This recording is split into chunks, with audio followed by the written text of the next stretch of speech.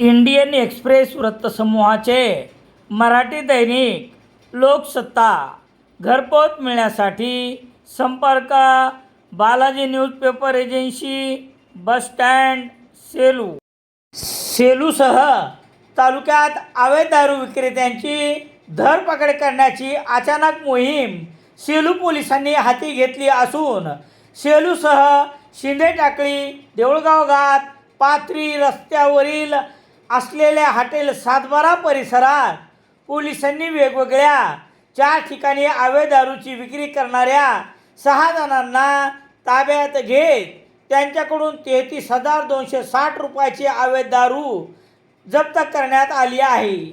Police अधीक्षक पंकज कुमावत यांच्या आदेशान्वये पोलीस निरीक्षक अरुण नागरे यांच्या मार्गदर्शनाखाली रविवार 23 ऑगस्ट रोजी वेगवेगळ्या 4 ठिकाणी ही कार्यवाही करण्यात आली आहे.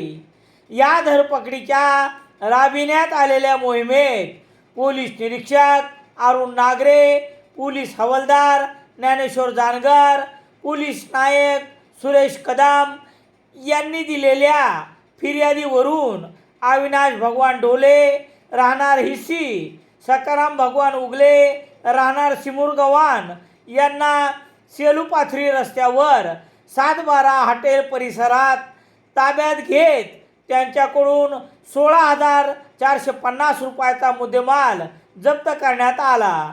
तर पांडुरंग बापूराव कोरडे राहणार गायत्रीनगर सेलू यास लकडकोट परिसरात ताब्यात घेत 1,680 रुपयाची दारू जप्त करण्यात आली. प्रकाश ज्ञानोबा मस्के राहणार शिंदेटाकळी यास शिंदेटाकळी पाटीवर दारूसह आढळून आल्याने 1,120 रुपयाची दारू पोलिसांनी जप्त केली. करण श्रीकृष्ण साळवे देऊळगाव घाट यांच्या राहत्या घरी पोलिसांनी अवैध दारू जप्त करत बालकिशन पिराजी साळवे यांच्यावर या प्रकरणी गुन्हा दाखल करण्यात आला असून 13,920 रुपयाची दारू पोलिसांनी जप्त करत गुन्हा दाखल करण्यात आला आहे.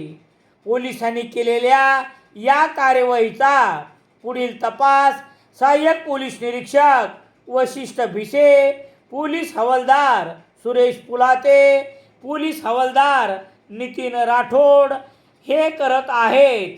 एकाच दिवशी सेलूसह तालुक्यातील 3 ठिकाणी 6 दारू विक्रेत्यांची धरपकड करण्याची ही पहिलीच वेळ आहे. एवढे होऊन देखील अवैध दारू विक्रीच्या या धंद्याला आळा बसेलच असे म्हणता येणार नाही. अपुरे पोलीस बळ, राजकीय हस्तक्षेप आणि वरकमाईची लागलेली चटक आदी कारणामुळेच अवैध दारूच्या या धंद्यास आळा बसत नाही, ही खरी शोकांतिका आहे. सेलू शहरात सर्व प्रकारचे दैनिके घरपोच मिळण्यासाठी संपर्क Balaji newspaper agency, bus stand, Selu.